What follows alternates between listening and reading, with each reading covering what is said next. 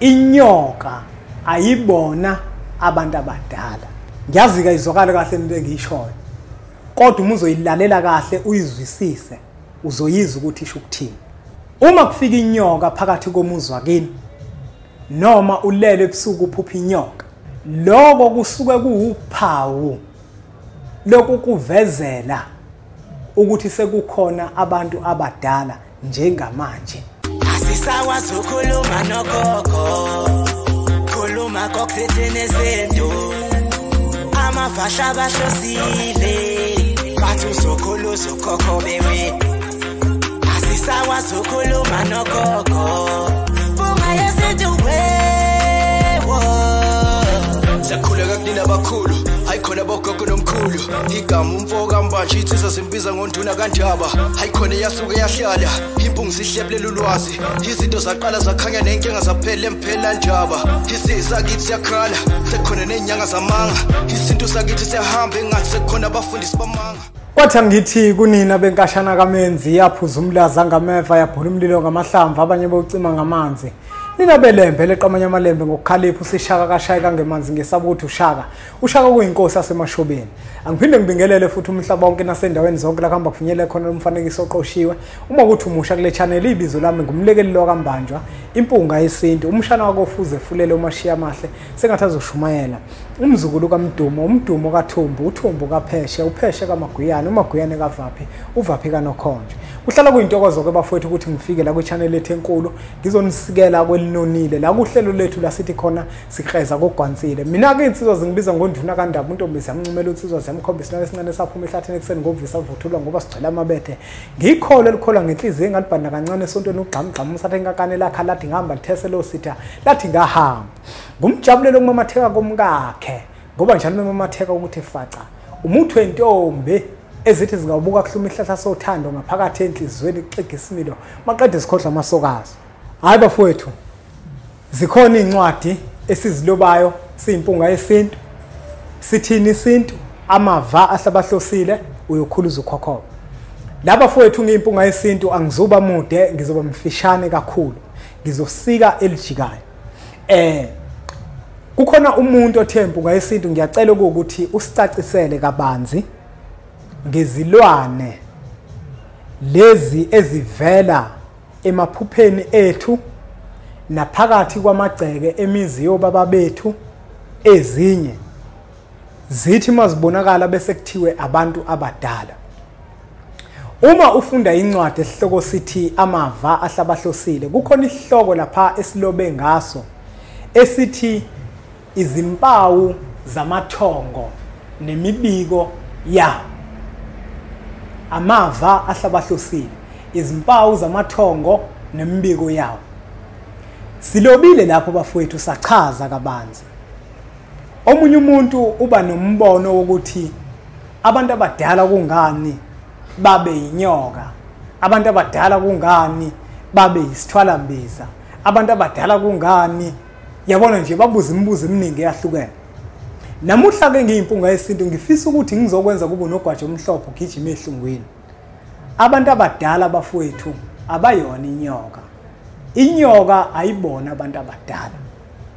Kufanele ukuthi lento siyikhulume wonke umuntu acaciseleke.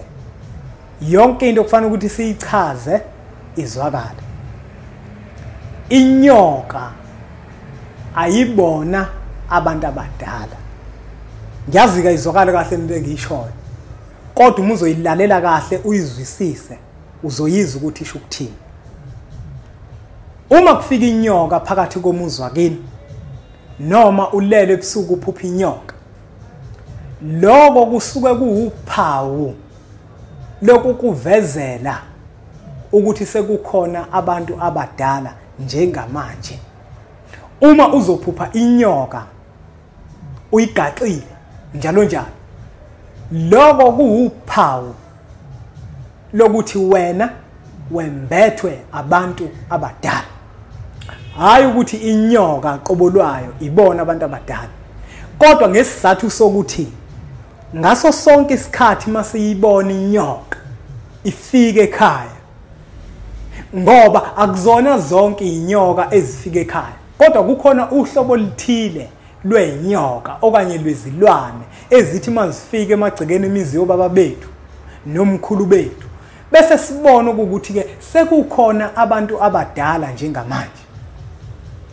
Lento itenza ukuthi ngiyikhulume kanje ingoba abantu abaningi yabadida ikakhulu laba abakholwayo. Uyabona abantu abakholwayo bayinkinga kakhulu, abantu abakholwayo bangixolele kakhulu kodwa ibona laba banembuzo eminingi. Abanembuzo eminingi bayinkinga kakhulu, bayathanda ukuthi babuze izinto nozibona ukuthi lezi akufanele bazibuze kodwa ngikho lapho. Kodwa abantu abakholwayo bayinkinga kakhulu, babe yinkinga kakhulu abantu abakholwayo, abakholwa kakhulu bazi umuntu akholwa umuntu aze adlule kubo. Ukugula ukukholwa uzudlule kini, ukugula okukhulu ukholwe unyathela izinto lezi zesintu, uzinyathela impela.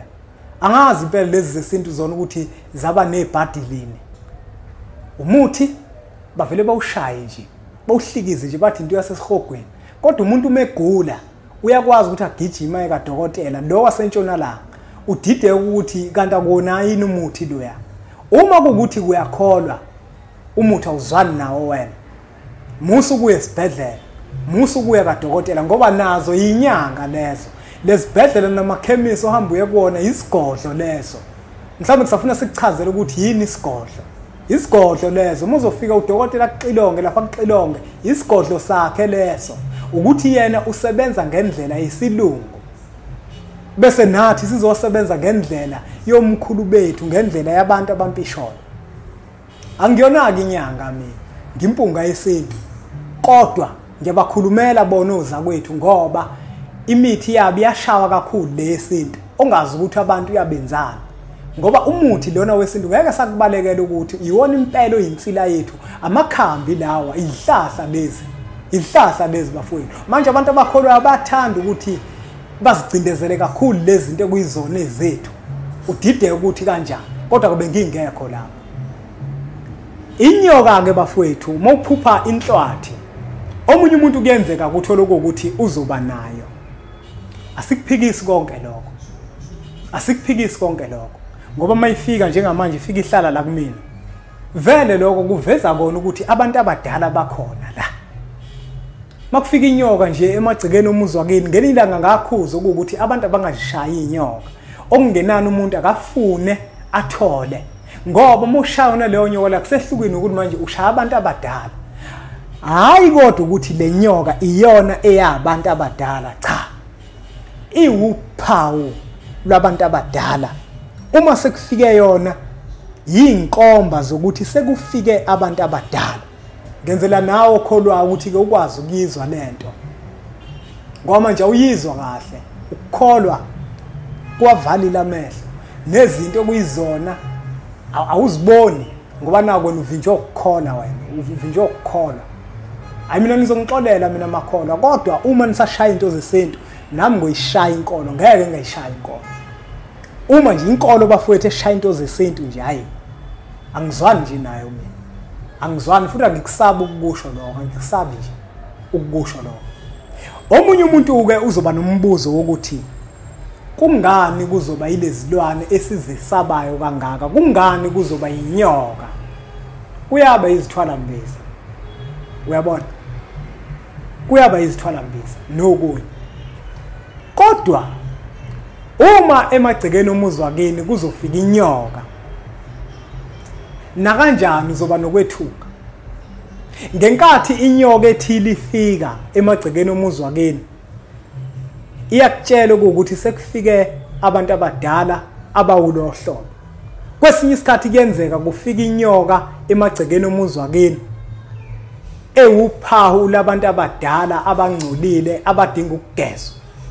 Ngenkathi uyibona wena leyo nyoka uzothatha induku zakho ugijima uye kwabamanga abahlolayo, bafike bakuhlolele bese bekutshela ukuthi hayi wena kunabantu bakini abadala abadinga ukugezwa. Ubone inyoka emnyama kini ingena endlini. Lokho kusho ukuthi kunabantu abadala abadinga ukugezwa. Wezwa lonto? Le nyoka le ilethe umyalezo wabantu abadala. Le nyoka le iwuphawu futhi labantu abadala ngoba nawo njengoba injena nje ilento eyiyona. ikuvezela ngokusobala ukuthi thina esingale sidinga ukugezwa.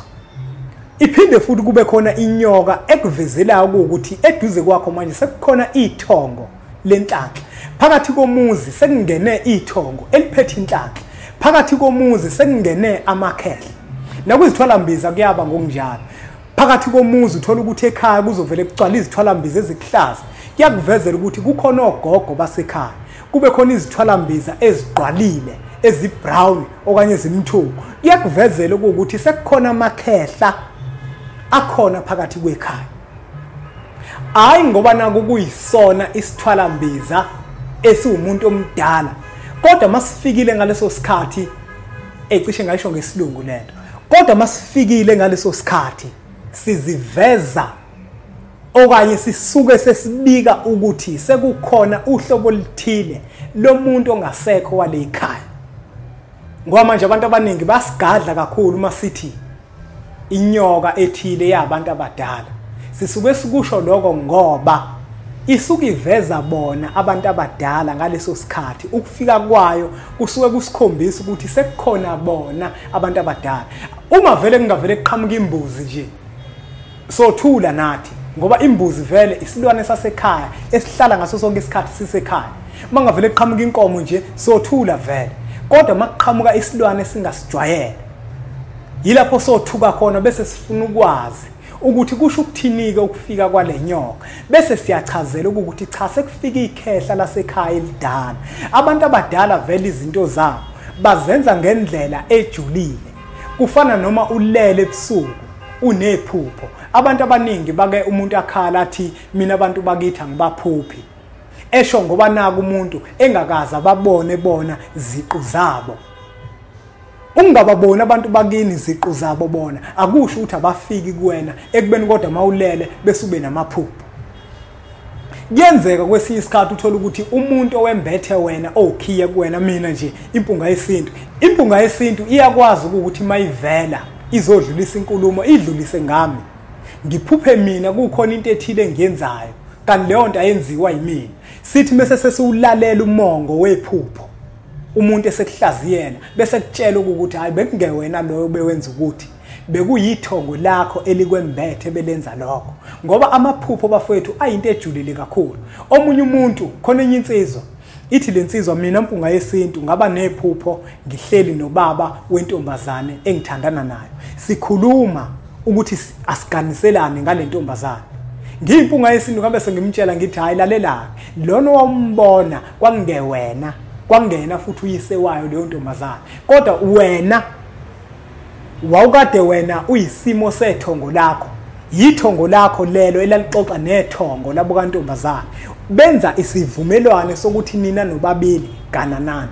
Yingakho ke bafowethu kubalekile ukuthi ngaso sonke isikhathi mawunephupho ufuna umuntu ozokwazi ukuthi akuhlaziyele lona ngokomoya hayi ngokwenyama. Ngoba manje ungahlaziya ngokwenyama uzokutshela into ebheke eceleni. Angingageqa amagula ngoba ngemuke. Angethembe bafowethu ukuthi isifundo sethu sanamuhla sizwakalile masithi inyoka ibhubesi ingwenya hayi ukuthi izona ezabantu abadala. Akuzona abantu abadala nezithwalambiza akuzona abantu abadala. Ngicacisela labantu laba abakholwayo abalobe behlasela ngemibuzo ukuthi inyoka yabantu abadala kanjani. Sithi yabantu abadala ngesizathu sokuthi uma kufika leyo nyoka eyilelo hlobo lithile sisuke sesazi thina ukuthi ke sekukhona abantu abadala. Inyoka nazo zonke lezi zinto lezi ziyizimpawu zabantu abadala esebandulela kwelamathongo. Asibonge kakhulu ke bafowethu ngokuthi ubukele umfanekiso oqoshiwe. Ngiyacela ukuthi nudlulisele kwabanye abantu ngoba nakubona uzokwazi ukuthi ube usizo olukhulu. Bese siqhubeke subscribe ku channel lethu enkulu Impunga Yesintu TV. Bese sithi nje impunga.